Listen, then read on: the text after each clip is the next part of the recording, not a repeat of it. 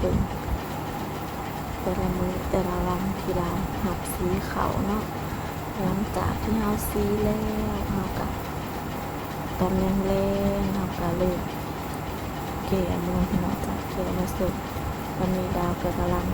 มาเสือกฟางมาหมัดปากกระสอบแต่ละสอบเนาะ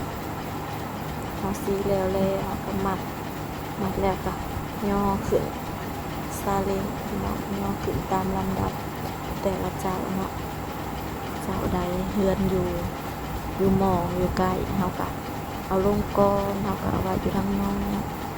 เจ้าใดที่เฮือนอยู่ไกลเนาะเฮาก็เอาไว้อยู่ทางในสุดพี่น้องเรียงตามลำดับเราก็จะไล่ส่งไปตั้งแต่ไกลหาไกลนะจะเห็นแบบนี้ตากล้องก็แบบนี้ไม่มีคนสวยเลยมันมีพี่น้องย่อเองไปแก่เองแล้วก็มาซีเองแล้วก็ไปส่งเองพี่น้องจ้ะเก็บได้แล้วทำไม่มีคนสวยก็ต้องทำเองทุกอย่างจ้าบุเห็ดกระบอกไม่กินพี่น้องตนเป็นที่เปิงท้องตนสลิงคูใจของเราถอยมาไกลๆจังบ่ได้ย่อไปไกลพี่น้องขาเขาทางในคงสีได้ก็จะเอาเขาเลยล่ะดึกตอนนี้คงสีก็ยังสีว่าสอบสุดท้ายพี่น้องเขาก็หลังจากที่รอเขาเฮาสีแล้วเนาะเฮาก็ย่อกระสอบเขาเป็นไว้สิอ่านเบิ่งสื่อแต่ละเจ้าก็เป็นของเดือนใดนี่แต่ว่าเราก็เอาเพื่อเขียนไม้ไว้แต่ละเจ้าเนาะเขาจังบอลงก็จะมีบางคนมันก็จะมีข้าวเจ้านั่งเขานั่งเขาก็เขียนสื่อว่าย่อพี่เนาะเขาก็ซึ่งมีกับบริษีทุกมือก็จะเป็นบางวันแต่อันนี้มันเป็นพร้อมใจกันสีมันหัวบ่มีกับบ่มีจักสอบพี่น้องจ้ะวันมือนี่2 เที่ยวเต็มรถเจองานหนักเลย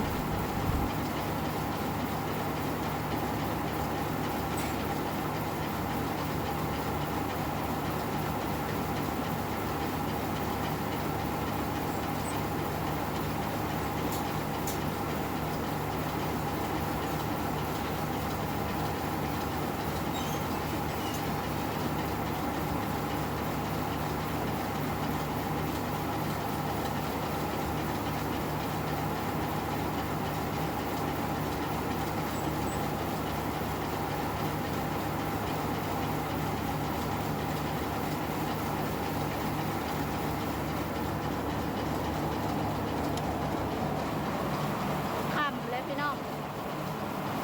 ดาวห้างกะสีเขาได้9 สอบสีแล้ว9 สอบตอนนี้ยังเขาอยู่3 สอบอันนี้จะเป็นห้ำที่ดาวตักไว้9 สอบที่9ยังบ่แล้วรู้สึกว่าขึ้นฟ้าขึ้นฝนมาแล้ว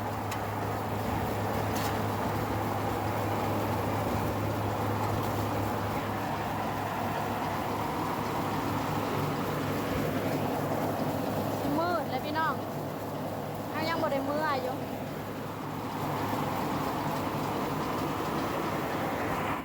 งัวเขาก็ยังบ่ได้เข่าคอกพี่น้องเดี๋ยวดาวจะไปแก้เสือกไหลมันลงมือก่อนลุงขาวกะไป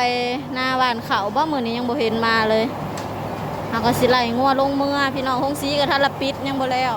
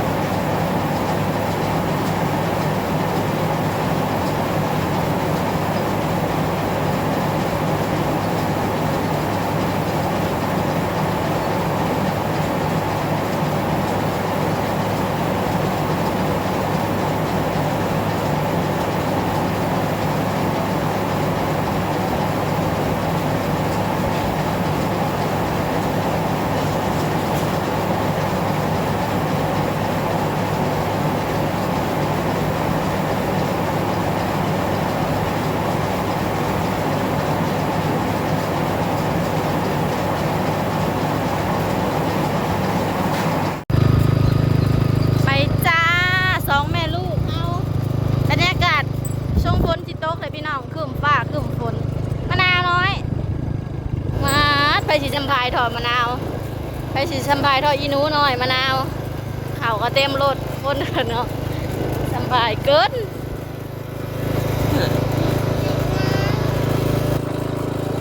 ส่งข่าวแล้วก็เมื่อเลยพี่น้องปกติปกติถ้าอยู่บ้านสวนก็คือแบบมาส่งข่าวแล้วก็ต้องกลับมาอันนี้เมื่อแล้วก็มาส่งข่าวแล้วก็ไปเผาบ้านเผาเรือนเลยพี่น้องไปบ่มีตากล้องมื้อนี้วิวท้องฟ้าตอนแรงส่งฝนสิตก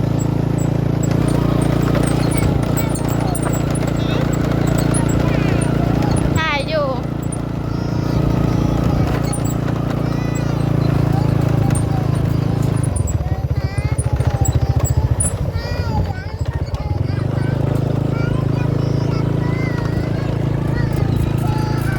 ห้องเพลง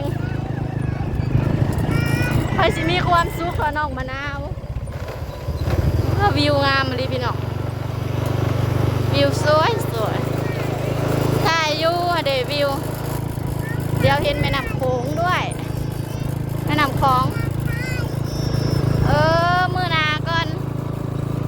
โอเคจ้าพี่น้องเดี๋ยวดาวแวะส่งข่าวก่อนเด้อจ้าสำหรับคลิปนี้ดาวก็ขอจบคลิปไว้เพียงสำนีก่อนฝากกดไลค์กดแชร์ฝากเป็นกำลังใจให้ดาวในเด้อพี่น้องเจอกันคลิปหน้าบ๊ายบายก่อนจุ๊บโอเค